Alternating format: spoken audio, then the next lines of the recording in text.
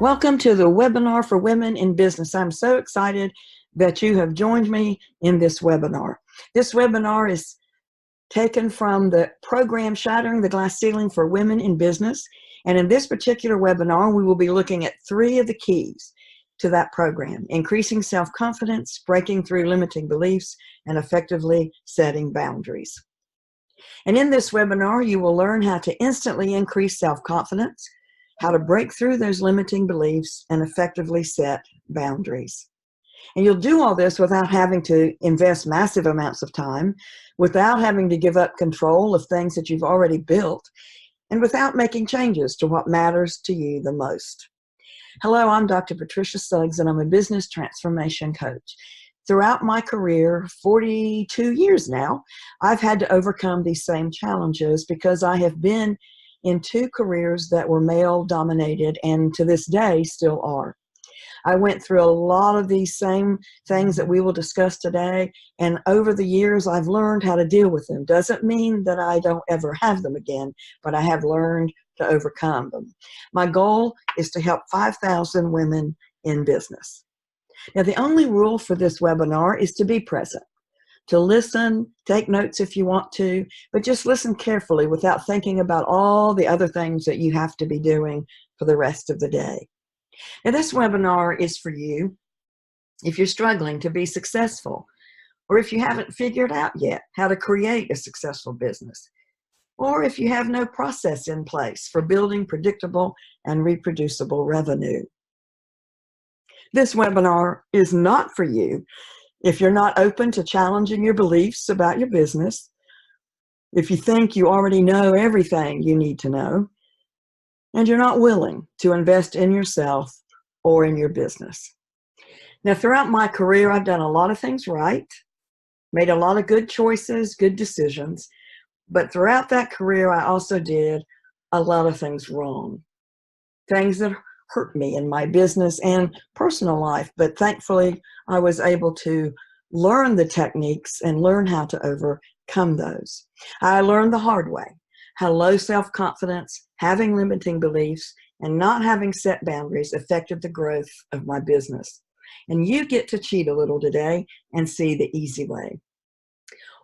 Think a moment before we begin. What would your life be like if you had all the self-confidence you needed, you weren't bothered by those pesky self-limiting beliefs, and you knew how and actually did set boundaries effectively? What would it look like? Now, the results are not typical. I will walk you through today the specific program that I've implemented within my own business practice. Through hard work and dedication, you can build a successful money-making business while simultaneously increasing profits. Results will vary because we're all different, and this is not a get-rich-quick program. It does take hard work and dedication. Now, in the Shattering the Glass Ceiling for Women in Business program, the methodology includes 8 steps, 8 major points, and I call them keys here today. And today we're going to discuss 3 of those: self-confidence, erasing limiting beliefs, and effectively setting boundaries. As a woman in business, you must have all 3 of these and do them effectively, do them well in order to succeed in your business. Without them, your business won't succeed, at least to the point that you would ideally like it to. So the first key is developing self-confidence in your business arena. Now, self-confidence is one of those things that is absolutely crucial to a successful business. I remember in my first appointment, I'm a United Methodist pastor for one of my careers, and I was appointed to a church, and a member of the board there, a man, decided or felt that I couldn't handle finances, that I wasn't able to really deal with that, and that I really shouldn't say much about it, even though I was pastor of the church. Now, he wasn't all wrong. I was only 25, fresh out of divinity school, but I needed to have the respect of the congregation. What I did then was not what I would recommend any of you do today. I backed down. And it even turned out that I apologized to him for something. I don't remember exactly what, but in the process of the conversation, I ended up totally giving in. That was not the right or successful thing to do. I went on to have great success, but in that particular instance, it held me back. And in making that decision to not demonstrate self-confidence was a big mistake. You must have the self-confidence to succeed. If you don't have that self-confidence, you're going to find yourself relegated to the corners of your office building. You're going to find that people don't pay as much attention to what you have to say. They won't be listening, because without that self-confidence, you're not going to stand up and say what you need to say to get noticed and to be successful, whether you own your business or you're just working your way up in a business. Now, self-confidence is often linked to competency. Makes a lot of sense. People will believe you're competent and that you trust your own judgment and that you know what you're talking about when you demonstrate self-confidence. If you can't or won't do that, then you're going to have a very difficult time convincing people that you deserve the position you have, or maybe a promotion that you have your eye on. Confidence is a skill that you can learn and embrace, but it takes time and it takes a lot of energy. You know, some ways to do it, and I can give you just one example, is to put affirmations up everywhere in your house, maybe on little sticky notes, but things that say good things about you. For example, I know I can give a lot of value to people's lives. I know that I have this business and it's my business and I have it where I need it to be.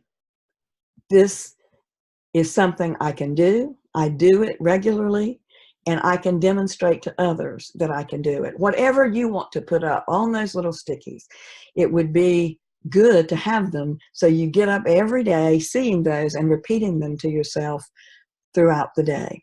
If you don't do something like that, your self-confidence will wane. It won't take much for someone to be able to take all of it away from you and leave you with doubts.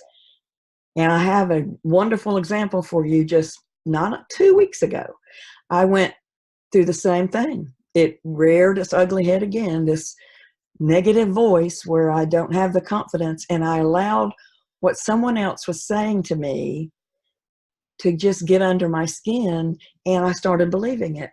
And it was something like, you really need to do this program for your own success. If you don't do it, you will not succeed. And for some reason, I was in a mood that day, a down mood, and that just captured my attention, and I began doubting myself all over again. Thankfully, I came out of it, but it takes effort to do that, and know that you will have to do it over and over. Now, the next key is erasing those limiting beliefs. You know, when you go into a new business, maybe that you're starting, or you go into a business and you're working in a corporation, it's easy, especially as women, to have those limiting beliefs. Things like, I'm not quite as good as my male colleagues. I don't quite measure up in the boss's eyes. I'm not quite sure I can gain their trust.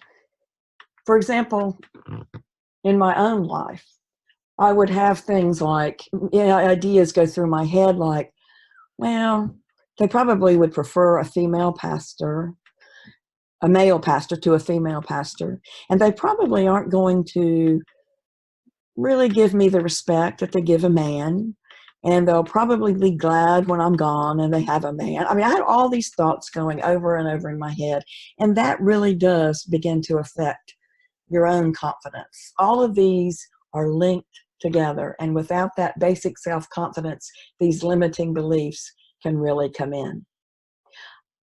In my second career, which I was an associate professor in a medical school, Wake Forest University Medical School in North Carolina.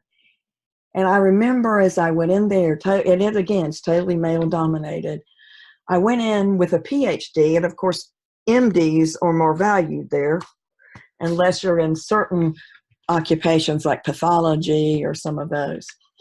Epidemiology is another one. But I went in there feeling, I don't know, like I wasn't quite there yet, that I didn't quite know enough to speak out, that I wasn't really sure enough of myself to say something that would be meaningful and that they would take as, oh, that's a good idea. So I would hold myself back. And I remember there was a coach that I had, and she, during my course of training, and she made the statement, she said, you know, I used to imagine this little teeny figure, a look-alike, looked just like me, had a little business suit on, carried a little briefcase, and this tiny little figure would stand on my shoulder. And every time I had an idea or wanted to make a statement that I felt was important in a meeting, this little voice would say, wouldn't do that, wouldn't do that. No, you're not ready yet. They're not going to listen to you. Number one, you're female, but number two, they don't know you well enough yet. Or, they're just going to think it's silly and you're going to make a fool of yourself. And she said over time, she learned how to confront that little figure on her shoulder. And I will tell you about that in just a moment. When you don't erase those limiting beliefs, they will prevent you from being great. You may be good, but you won't be great. They'll convince you you're not as good as male colleagues. They'll lead you to mistrust your ideas and plans, and your ideas and plans may be a whole lot better than what's being presented. And they'll cause you to believe that your obstacles are real and the obstacles are insurmountable. But without those beliefs, you can succeed. And in this particular key, I'm going to give you a few ideas on how to actually get rid of those. First of all, it's important to have a coach, a cheerleader along the way, someone that helps you understand what is it that's making you have those thoughts? What is it that's holding you back and making you think that you're not as good as all the others? What is it that's holding your voice and taking your voice hostage? A coach is absolutely key, I think, and essential to getting that confidence and eliminating self-limiting beliefs. If you don't have some kind of support like that, it will be difficult to have a big success. You just can't do this on your own. Be a part of a support group. Again, a group of peers who are at different stages in developing their business or in working within a large business or even a small business, working their way up. That group can help you get up when you fall. They can help you understand what works for them and what doesn't, and maybe how to modify what they've done to where it works in your situation. And then repeat those self-affirmations each day that we talked about under self-confidence. Keep repeating those. And to give you the conclusion to the earlier story, this coach said, you know, I realized that it might be good to hear what my little figure on my shoulder said, but I didn't have to listen and I didn't have to take their advice. And these are all those little things going on in the back of your mind. And she said, so when I would find something new that I wanted to do, or I would develop a new plan, she said, and the little voice started saying, it's going to be a mistake. You know, you won't succeed. Then I would look at that little figure, pretend I'm looking at my shoulder. I'm saying to this little figure, look, I value your opinion. I'll be glad to listen. But in this instance, you're wrong and I don't need you. And then she would make the motion of flicking it right off her shoulder. You need to be able to hear what's going on in your mind, but then going back and saying, but I don't need that. I don't need that. These three things are essential to success in business, no matter what type of business you own or what type of business you're in. You need a cheerleader, you need a group that will support you, and you need to constantly repeat those self-affirmations so your confidence never goes away. Now, the third key is balancing on that tight wire, meaning set the boundaries. And it is like a tight wire. You know, the example that I heard years and years ago that was really helpful was they had done an experiment on a farm, and they put like a big field, and they put children in one area that they were restricted in where they could go, and in the other area they could go wherever they wanted to.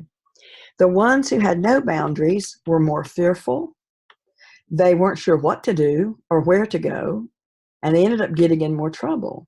The ones that had some restriction felt safe. They were more self-assured, and they had a wonderful time with their friends. Boundaries are absolutely essential, and you have to protect yourself and your business. We have to learn the psychology of the no. I don't know how many of you go through this, but I know myself, and I think it's true for a lot of women, we have a hard time saying no.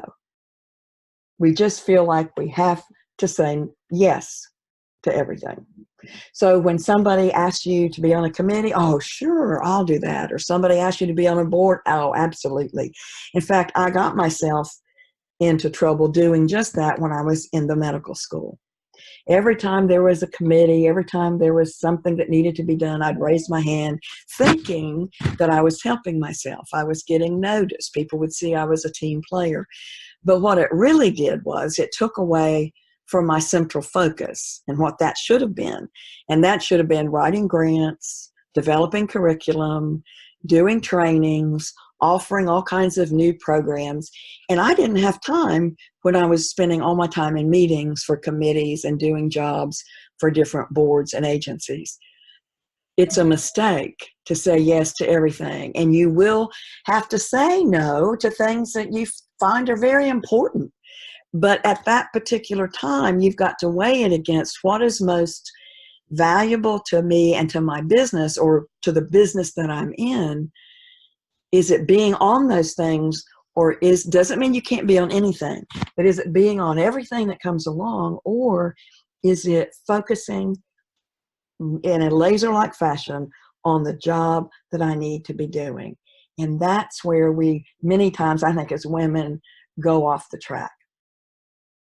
Success in business means you have effective boundaries, that you have effectively set a wonderful balancing act, that you know when too much is too much and when too little is too little. You know how to focus on what's most important in your business. It's difficult, I admit, to do all of these things, but if you don't, you just can't succeed in your own business or working in business. When you have all three of these things, when these are present, then you are able to be lifted up when you fall down, have someone help you figure out what's going on in your head and how you can overcome that. And you will also be able to stand up and say, okay, these are my boundaries. I won't go over them, and I won't let you come over them. You have to stay within the boundary. All three of these issues, self-confidence, limiting beliefs, and boundaries, are wonderful keys to success. Without them, you just won't make it. It won't be as successful as you want it to be and that you dream it to be.